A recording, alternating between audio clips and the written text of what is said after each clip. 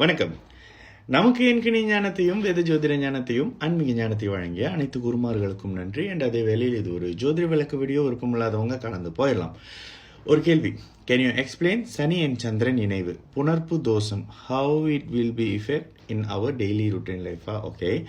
Will it cause any கண்டம் for just delay married? Okay. புணர்ப்பு தோஷம் அப்படின்னு சொன்ன விஷயம் உண்மையாகவே ரைட்டு. பட் நீங்கள் அது கொடுத்த அந்த கண்டம் இதெல்லாம் ஆக்சுவலி இந்த கண்டம்லாம் நம்பாதீங்க.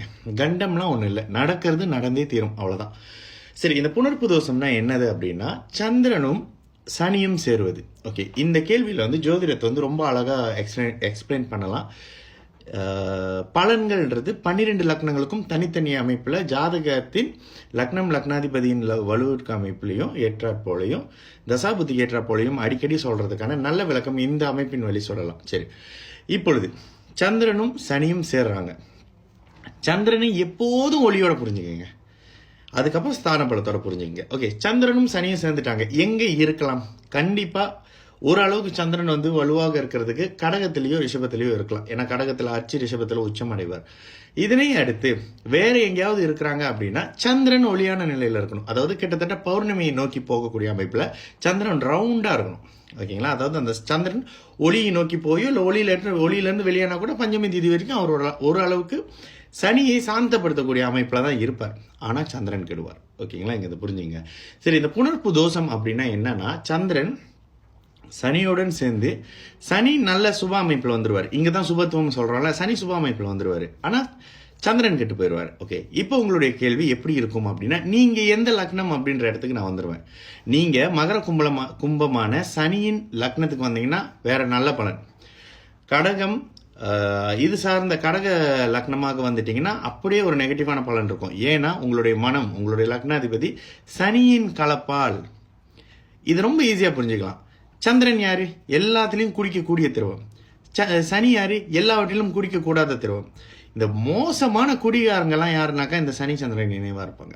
ஜாதகத்தை எடுத்து செக் பண்ணி பாருங்க, சனி சம்பந்தப்பட்ட சந்திரனா இருக்கும்.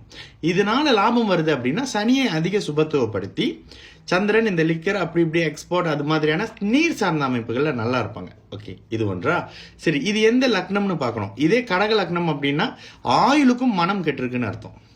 இந்த சனியையும் சந்திரனையும் தூரத்துல இருந்து ஒரு குரு பார்த்துட்டாரு. ஒரு மாதிரி மனம் சலசலப்பா இருக்குதான், பட் கடைசியில நல்ல முடிவு எடுப்பாரு. ரொம்ப துல்லியமா இருக்கும். ரொம்ப ஈஸியான ஒரு விஷயம் உங்களால் புரிஞ்சுக்க முடியும். ஆனா என்ன, கொஞ்சம் தனித்தனியா வச்சுக்கணும். சந்திரன் மனோகாரகன், சனி எல்லாத்துலயும் குழப்பவாதி, எல்லாத்துலயும் சந்தேகவாதி. சேர்ந்துருச்சு, மனோகாரகம் மனசு மனசு கெட்டிருக்குன்னு அர்த்தம். இது எந்த லக்னம்? இதே ரிஷப துலாம் லக்னமா இருக்கு, மிதுன கன்னி லக்னமா இருக்கு, மகர கும்ப லக்னத்துக்காக இருந்தால் இது அருமையான யோகா அமைப்பு, நல்ல பலனை செய்யும். இதே கடக சிம்மமா இருக்கு, மேஷ விருச்சகமா இருக்கு, மீன கன்னியா இருக்கு, நாங்கள் அப்படியே கெட்ட பலனை செய்யும். ஏன்னா இந்த முதல்ல சொன்ன சுக்கிராணி மகர கும்பம், மிதுனம் கன்னி, ரிஷப துலாமுக்கு சனி யோகாதிபதி எப்படினாலும் ஃப்ரெண்டா வருவார். ஏதாவது ஒரு பாவகத்தில் நன்மை செய்யற மாதிரியான இடத்துக்கு வந்துருவாரு. ஆனா எதிர்த்தரப்பு இருக்கக்கூடிய இடத்துல அப்படி இல்லை. மிக முக்கியமான மனம் கெட்டுரும் முதல்ல. அதுக்கப்புறம் அந்த யோகாதிபதி இல்லாம பெரிய அளவுக்கு ஆதிபத்திய விசேஷம் இல்லாத சனி தன்னுடைய சில நன்மைகளை வருமான அடிப்படையில் கொடுப்பார். பட் காரங்க கெடுதல்களை செய்வார்ல. ஸோ இதுதான் இதுல நீங்க 2-3 தடவை கேட்டாதான் புரியும். டிலே மேரேஜுக்கும் இந்த புணர்ப்பு தோஷத்துக்கு சம்பந்தமே கிடையாது. டிலே மேரேஜ் அப்படின்னா உங்களுக்கு குழந்தை சார்ந்த பாவகம். ஏன் கல்யாணம் ஆனா குழந்தை பிறக்கும். ரொம்ப ப்ராக்டிக்கலா புரிஞ்சுக்கிங்க. இப்ப ஜாதகம் பார்க்க வந்தீங்க, சமீபத்தில் ஒரு ஒரு ஒரு பெரிய ஒரு விஐபி வந்திருந்தாரு. அவர் சொன்ன விஷயம் ரொம்ப ப்ராக்டிக்கலா இருக்கு பிரதர் நீங்க சொல்றது, அதனாலதான் ஜாதகம் பார்க்க வந்தேன் அப்படின்னு சொன்னாரு. திருமணம் ஆனா என்ன நடக்கும்? நல்ல தாம்பத்தியமும் உடனே குழந்தையும் கிடைக்கணும். இதுக்கு தான் திருமணம் பண்றோம். இந்த 2 பாவகங்கள் நல்லா இருக்கா? அந்த தாம்பத்தியத்துக்கு எது? 3, 7, 12. குழந்தைக்கு எது? 5ஆம் பாவகம் குரு. தாம்பத்தியத்துக்கு சுக்கிரன் வந்துருவாரு. இதெல்லாம் சேர்த்து வச்சு பாருங்க. அங்கதான் திருமணமே தவிர்த்து சனி எங்க இருந்தாலும் சரி. அப்ப திருமணம் டிலேக்கு ஒரு விஷயம் சொல்லுவீங்களா? ஆமா, ராசி லக்னங்களுக்கு 2, 7, 8 சனி செவ்வாய் ராகு தொடர்புல இருக்கும்போது நிச்சயமா ஒரு தாமத திருமணம் தான் நடக்கும். அதையும் செக் பண்ணி பாருங்க. மீறி வெள்ளையா நடந்துருச்சுங்க, அவரோட திருமண வாழ்க்கை எப்படி இருக்குன்னு பாருங்க.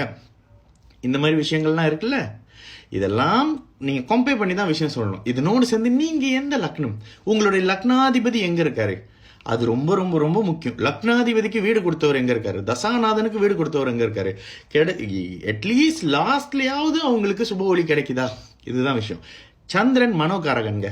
இதே மாதிரி சனியும் சந்திரனும் சேர்ந்து எங்கே இருந்தாலும் சந்திர தசை வந்துருச்சா தசை முழுக்க அம்மா கெடுவாங்க, தண்ணீர் சார்ந்த அமைப்புகள் கெடும், மனம் கெடும். ஒரு மாதிரி குறிப்பிட்ட டைம் அளவுக்கு ஒருத்தவங்க மனதளவில் பாதிக்கப்பட்ட தன்மையில இந்த சந்திரன் சனி சேர்க்கை தான். இதே சனி ரொம்ப ஸ்ட்ராங்காக இருக்காருன்னு வச்சுக்கோங்க, சுத்தம். சனி உச்சமாக இருக்காரு துலாமில், கூடவே சந்திரன் சேர்ந்துருக்காரு, ஓரளவுக்கு ஒளியோடு இருக்காருன்னே வச்சுக்கோங்க, முன்ன பின்னு வச்சுக்கோங்க, அஷ்டமி நவமி அந்த அமைப்புலேயே இருக்காருன்னு வச்சுக்கோங்களேன். மனம் கடுமையான அமைப்பில் கெடும் சனி சந்திர திசையில். சனி தசைனா நல்ல பலனை செய்யும். சனி உச்சமாகி ஓரளவுக்கு ஒளியான சந்திரனோட சேர்ந்துருக்காருன்ற பட்சத்தில் நல்ல பலன்கள் இருக்கும்.